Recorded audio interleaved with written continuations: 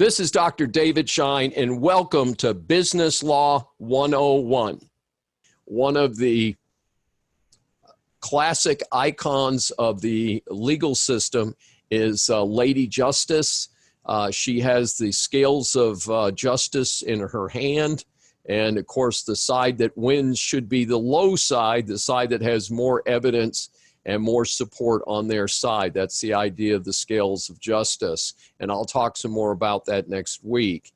In addition, Lady Justice is blindfolded. Why is that?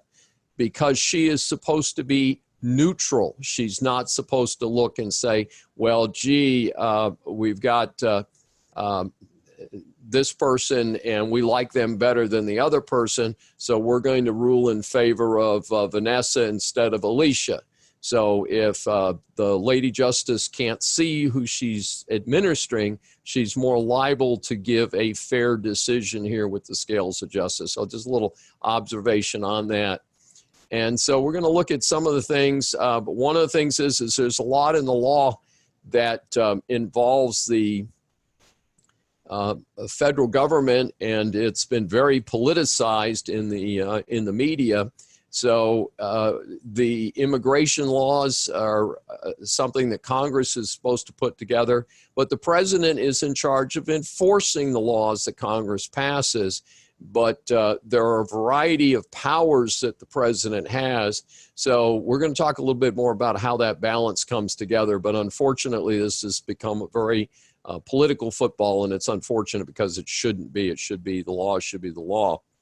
So some of the things that we look at in the law are the relationship between the parties. That's classic contract law. Mechanism by which government regulates business. Later in the course, in Module 9, we're going to talk about administrative law. Before that, we talk about employment law.